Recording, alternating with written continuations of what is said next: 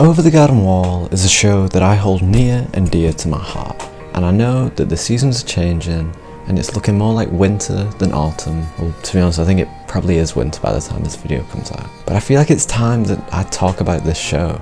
Never has a piece of media made me feel the way that Over the Garden Wall has. There's something about this show, whether it's the colour palette, the art style, the overall vibe of the show, I don't know, but there's something about it that just makes me tense up, as if I'm annoyed that I didn't create it because I love it so much. But alas, in 2014, creator Patrick McHale beat me to it, and on November 3rd, Over the Garden Wall was released to the world. 2 episodes a night for 5 nights on Cartoon Network. Now, I didn't get around to watching this show until recently, despite having memory of the original release on Cartoon Network, but oh boy, I wish I would have seen the show earlier, because wow. Just wow. And please, if you have any interest in the show, go watch it, preferably now, but also, keep watching my video, you know what I mean? I love autumn, or fall, as some of you call it, I don't care. Despite it being the symbolic end of the summer and the end of nice warm weather, I can't help but fall, do you get it, in love with the brief stepping stone we cross as we enter the sometimes harsh landscape of winter. A stepping stone shrouded in warm, cozy oranges and the smell of cinnamon and treacle that often goes overlooked due to the bright light up the road that is the chaos of Christmas.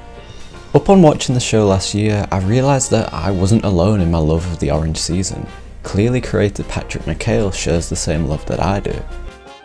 The show follows the story of Wirt and Greg, 2 brothers who find themselves lost in the unknown, an autumnal environment full of strange and fantastical creatures, as well as mysterious beasts that stalk their travels. Now, this show has been picked apart from every angle, with people theorising the 2 brothers are journeying through purgatory, or even that the whole show is an allegory for Dante's Inferno, and while I find these theories very interesting and, to be honest, pretty convincing, to the point where it's kind of hard not to see them as fact, in this video, however, I want to focus on something that the show represents that's a little more low-key, something that I feel the show depicted quite well through the character of Wirt, who is arguably the main character of the show, and that is Wirt's internal struggle with social anxiety. Social anxiety is something that many of us humans suffer with, and in basic terms, it's the anxiety that comes with social settings, i.e. interacting with others. And it's tough. Anyone out there dealing with social anxiety can relate to the idea of how simple something as interacting with others seems on paper, but how difficult it really is. And when rewatching Over the Garden Wall, I realised how much the character of Wirt encapsulates this idea of social anxiety.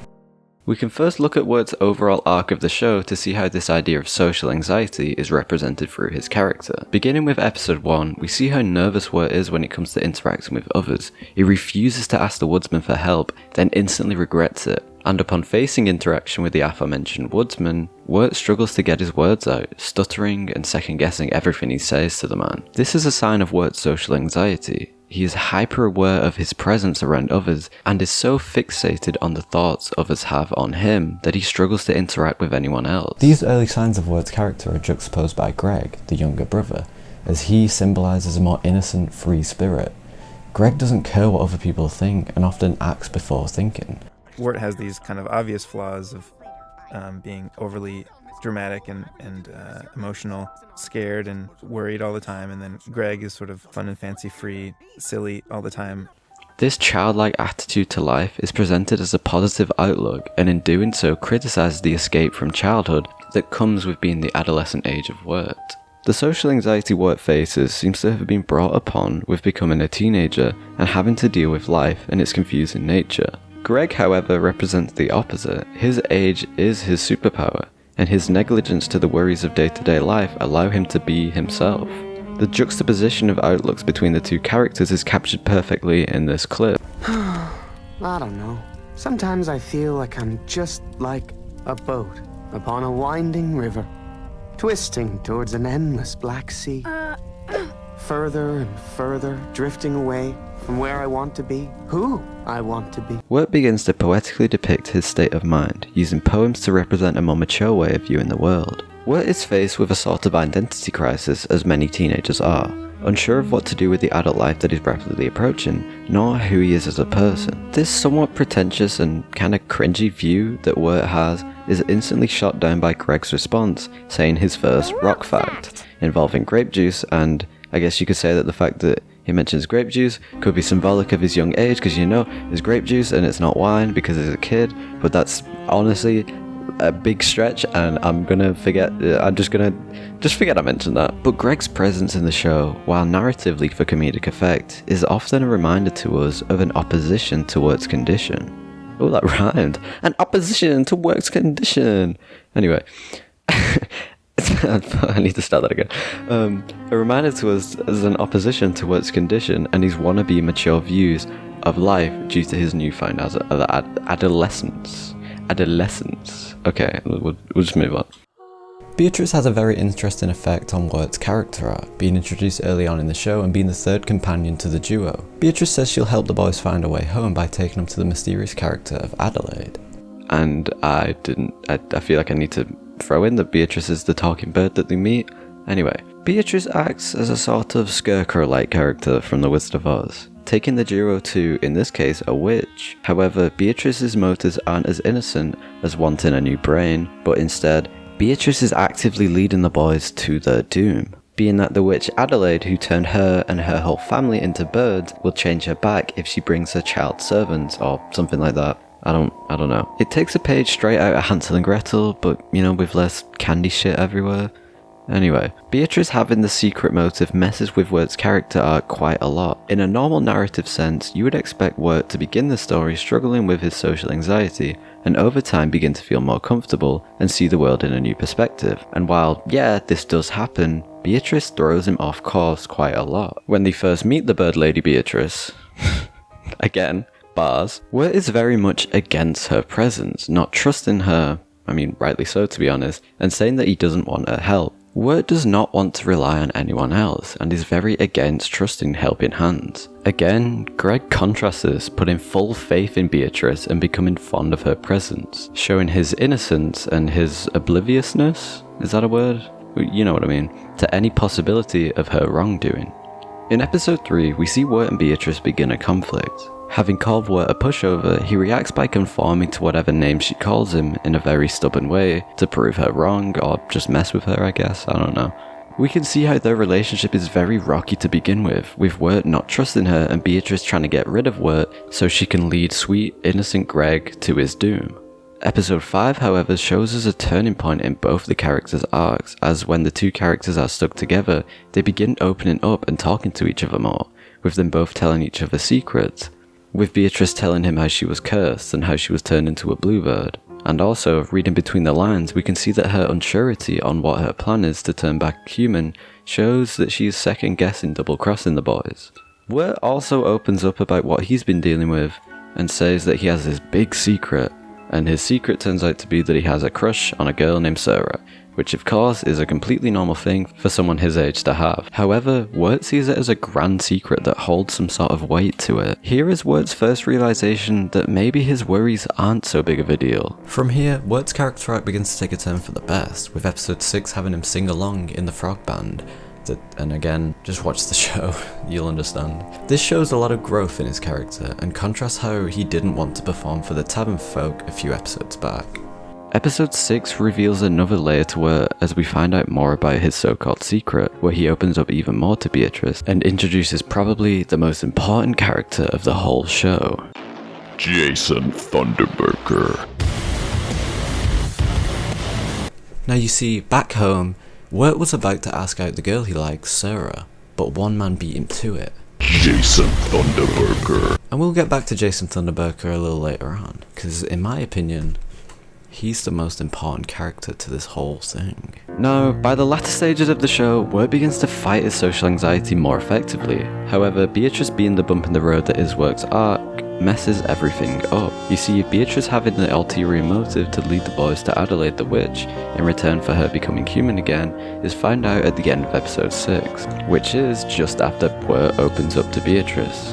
This scene is where he talks about his issues fully, and was the turning point in Beatrice, as she now decides not to take the boys to Adelaide, but also the last conversation Wirt has with Beatrice before he realises her betrayal. Beatrice turning out to be double-crossing the two was almost a confirmation to Wirt that he should stay closed off, and that this is the result of trusting people and social interactions. We see how in episode 7 that Wirt has learned from his journey and is able to speak to the girl in the cabin, something that he couldn't do with Sarah back home. But this girl also turns out to be evil, just as Beatrice was. By the start of episode 8, Wirt has given up all hope. He kills over and he's ready to be taken by whatever gets to him first, whether it's the cold or the beast that has been stalking them throughout the show. Now let's just talk about that beast for a little second. The beast is the main villain of the show, being a constant looming threat for the boys. However, not having much screen time, nor really coming into contact with them all that much. Sure, they hear about the beast, but really don't see him. Despite the beast's relevance to the story being an homage to old folktales and stories of old-timey cryptids which one might hear, the beast also has symbolic relevance to the story, as, the way I see it, he is the embodiment of Wirt's social anxiety. In the last episode of the show, we see our first and only glimpse of what Mr. Beast really looks like. You see, every sighting of the beast throughout the show has pictured him in shadow, with the only recognisable feature being his glowing eyes. But in the very final scene of The Unknown, we see the beast for who he really is. For a brief few frames, the beast's true form is revealed, being a mangled mess of faces. Now this is quite significant, as I believe it represents Wirt's social anxiety and all the faces of people he's afraid of. The Beast's storyline is that he's been lying to the woodsman about his daughter. This reveal of the Beast not only pulls back what he looks like, but also reveals his lies, being symbolic of how we perceive social situations, as they aren't ever as severe as they may seem, no matter how much social anxiety gets in the way. Which brings us back to one man. Jason Thunderburger. In the 9th episode, which is, in my opinion, the most important and also kind of my favourite episode, I don't know, the show finally reveals to us what's going on. This episode begins and we see Wirt not in some old-timey setting, in some old-timey clothes. Sorry, I just like saying the word old-timey. But instead, we see him in kind of a modern setting. Well, not really modern, but we come to find out that this episode is set somewhere around the 80s and shows us Wirt as a teen as he goes about his normal teen life. The plot of this episode revolves around Wirt's supposed big deal, which is his crush on this girl Sarah. He makes a tape for her and his plan is to give it to her and finally ask her out. Wirt leaves his house and stops for a moment, saying, "Into the unknown," which is the title of the episode and adds to the motif of the unknown, which is prominent throughout the show as the storybook-esque world the characters journey through is often referred to as the unknown. However, here we see that the unknown is an allegory for Wirt's social anxiety and his fears, as the unknown isn't the world they were transported to, but instead the fear of the unknown of what might happen in social situations. Wirt is afraid of asking Sarah out as he is afraid of the unknown. He is afraid of what might happen as a result. Whether that's rejection or something else, I don't know. The episode continues and we finally meet Sarah. Us as the audience have been set up to think this situation with Sarah and the mysterious Steal Your Girl character of Jason Thunderburger is a big deal, as we have seen it through Wirt's point of view. But when we really do meet Sarah, we see how normal and approachable she is, and when we finally see the dreaded Jason Thunderburger, we realise how non-threatening he is. If anything, he is even more awkward than Wirt. Closer. I like how Jason Thunderburger sort of, again, defies your expectations. You kind of imagine him a lot differently from Wirt's perspective of what he's going to be. This whole episode, and the realisation that we have been led to think these things are a bigger deal than they are, is to reflect Wirt's feelings and his social anxiety. In his head, he bigs things up, but really, Jason Thunderburger isn't that big of a threat. As humans, our brains can be evil sometimes, and not just to others, but to ourselves. Something that isn't really a big deal can seem like the end of the world because of our dumb caveman brains that still thinks we are being chased by predators while we hunting for, I don't know, dinosaurs, dragons, I'm not sure, I didn't take history class. But if you should learn anything from this video, it's that if you ever feel anxious, whether it's about social situations, like our friend Wirt, or something else, just try and stop and rationalize the situation. Don't let our big dumb cave people brains get in the way. And if you're unsure about doing anything that's freaking you out, don't be afraid to step into the unknown every now and then. Anyway, I hope you guys enjoyed this video as much as I enjoyed making it. I know it's pretty late, we're in December at this point, or at least I hope I get this out in December, you know, who knows. Autumn's been and gone, but at least I still made this video, you know what I mean? And also, I promised this video back in my 2021 Halloween video and said it would come out in a week or so. So yeah, the fact that I'm actually getting this out, being like a year and so many months late, you know, I'm proud. Anyway, I hope you really enjoyed. I set up a Depop shop if anyone wants to check it out. I started embroidery, you know. But anyway, yeah, that's it. I've been me, you've been you. Subscribe if you want. You don't have to.